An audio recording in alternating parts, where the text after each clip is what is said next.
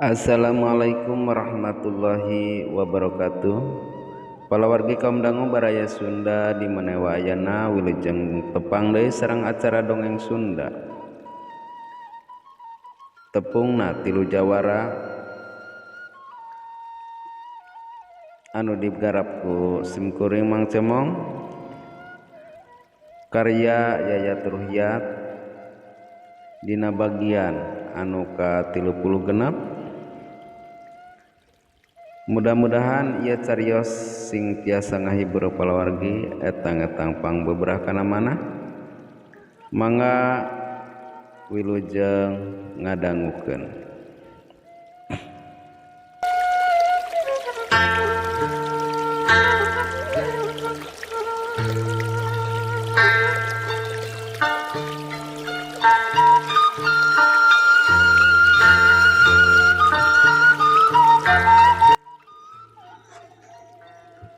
Reus gaduh satria tiasa ngamankeun perkebunan ti jalmi jahat, cek Mandor Karna.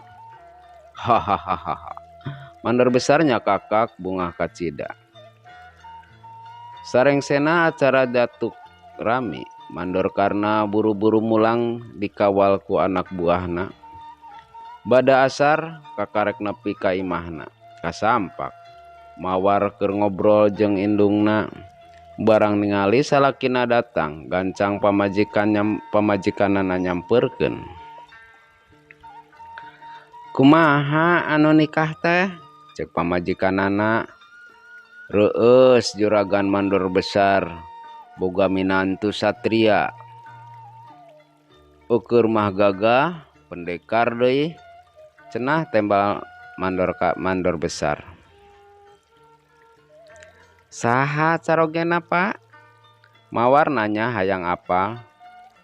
Raden Jaka cenah. Jawabna pondok. Kang Jaka. Mawar ngahuleng. Neng apal kitu? Upami telepat kantos tepang 2 kali kutan. Sajorelat banget si Tergos Hideung ngolebat dina panon mawar. Leng Nyimoja ngahulang ingat kasatria anu geus meulit dina hatena. Dalah dina pikirna manehna boga karep hayang ngalalakon deui. Rek maluruh eta satria nepi ka tepungna najan kudu nepi kana lak-lakan naga. Ningali panon paroman anakna kitu, indung bapana Surti gancang indungna ngababalerkeun. Neng, cenah bari ngusapan sirah anakna. Mawar nyuuh dina dada indungna bari ramisak. Mandor Karna anu tadi berag ningali anakna murung kitu mah leos manehna ngaleos kaluar terus ngajanteng hareupeun imahna. Karasa dadana jadi sumpek. Neng, ulah kendat-kendat ngadoa. Insya Allah mualami deui baris dongkap. Omongan indungna karasa bisa mapalerkeun hatena. Palawargi kaum dangu baraya Sunda di mana wayana. Kacarioskeun di tempat lain. Peuting maju ka janari leutik. Angin ngagelebug ngendeukeun sakabeh tatangkalan dangdaunan aroyag pating buricak kasorot purnama. Si Tergos Hideung anteng neuteup sagara anu keur motah lambakna. Lamunanana kumalayang mikiran wanoja anu geus matri dina hatena. Beungeut mawar teu bisa leungit nuturkeun hese di bang balerkeunana. Jung manehna nangtung bari pok nyarita. Hampura mun isuk Jaka ninggeto kaula ninggalkeun ieu tempat. Cenah bari neuteup batu karang anu sok dipake reureuh ku manehna. Dina hatena geus buleud. 2 poe deui rek datang nepungan mawar. Rek ngalamar kanu jadi indung bapana. Gaek manehna diuk. Sisi basisir netep sagara anu lambakna keur silih udag beungeut mawar terus kagambar dina kongkolak matana. Palawargi kaum dangu kacarioskeun tempat lain bada lohor aya sababaraha urang lalaki datang ka imahna mandor karna rek nepungan mawar. Cenah diutus ku kawasa salah sahiji perkebunan. Sampurasun cek eta semah. Rampes mandor karna anu ngajawab bari bangun anu ruas kadatangan ku eta semah teh. Aya kaperluan naon? Sim kuring kautus ku kawasa perkebunan karet kedah nepangan yang mawar. Mawar anu aya di tengah imah gancang keluar nyemojang netep seket ka semah anu aya hareupeunana. Ti mana jeung aya kaperluan naon? Cek mawar ka eta semah. Juragan kawasa nyuhunkeun tulung rehna engke wengi aya anu bade ngajurag ke perkebunan. Mandor karna jeung pamajikanana papelong-pelong ari mawar manehna langsung nyanggupan.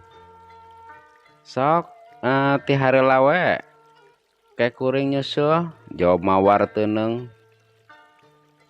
Neng cek indungna sanggeus semahna baralik. Teu kedah salempang. Ieu tos janten kawajiban neng ngalaksanakeun amanah tinu janten guru. Palawargi kaum dangu baraya Sunda di mana wa ayana. Cak dugi ka dieu dina bagian anu ka 30 genap. Mangga urang teras lajengkeun kana bagian anu ka 37.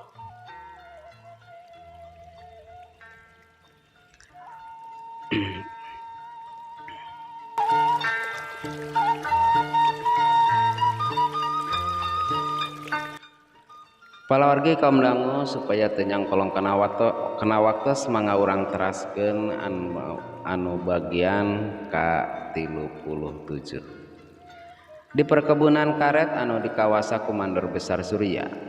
Ti sore keneh para karyawan jeung buruh geus sarigep rek nying hareupan para begal anu rek ngajarah kalayan di kokolotan langsung Komandor Surya.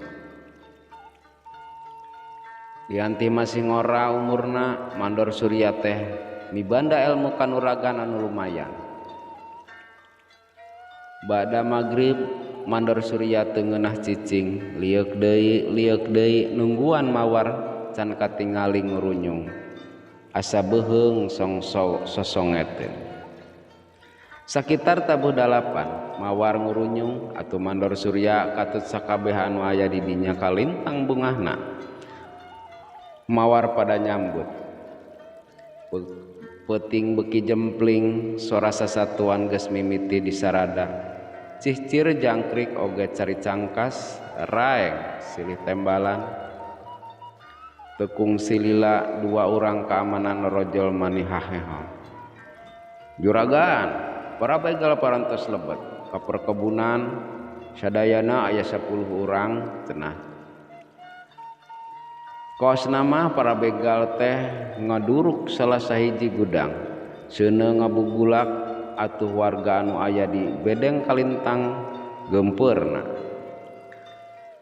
Darman pingpinan eta begal hohoak bari di abring ku anak buahna jarangkung badag. Kaluar Surya bisi dipodaran cenah bari ngacung-ngacung bedog.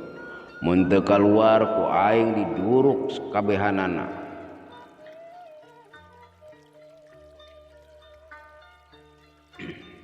Juragan sawios teu kedah lungsur cek mawar urang payunan. Blesat mawar ngagajleng ka hareupeun Darman. Barang ningali anu nying hareupan manehna awewe geulis. Darman nyakak bangun anu bungah katsida. Oh bagja barudak keun wae teu mere upeti oge leuwih ti cukup ieu mah pokna bari ngarontok.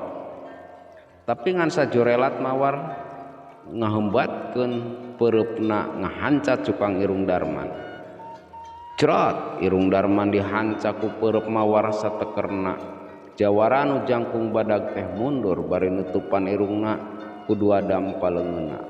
Buangsat cenah ngalagas bedogna. Hayang dipodaran sebrut Darmana rajang bari ngahembatkeun bedogna. Mawar nyengcet bari ngababukkeun dampal sukuna kana kekemplong musuh. Darman ngabangkieung tapi sebrut manehna rajang deui.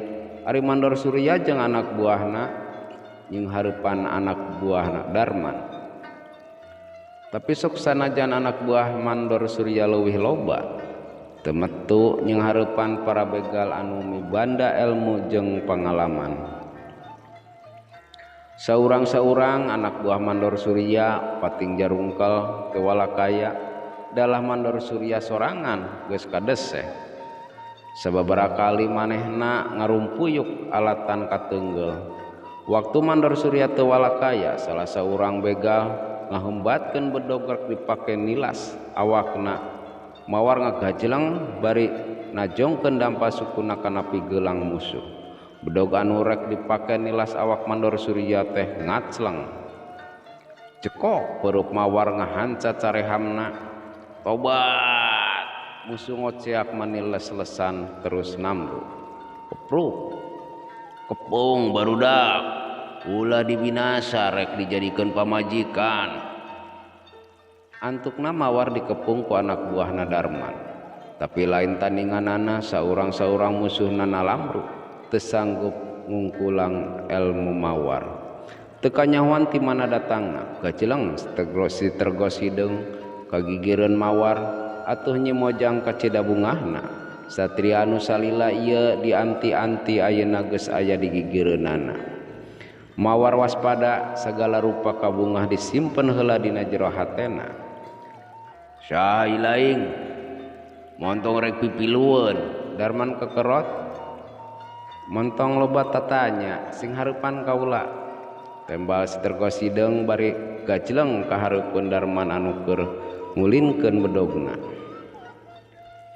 Heat Darman narajang ka sitergos hideung bari nyabetkeun bedogna, tapi orokaya pereup sitergos hideung leuwih ti heula ngahanca dada Darman. Darman kukuyungkungan bari mundur, dadana asa remek. Sitergos hideung nyusul tepus dampal sukuna dipake ngababuk gado. Towag Darman ngoceak kawas anu keur dicabut nyawa. Tuluy nangkarak bengkang teu usik malik. Dina careham jeung irungna baloboran getih lalambaran. Mawar anu keur nying hareupan anak buah Darman geus teu puguh arasa.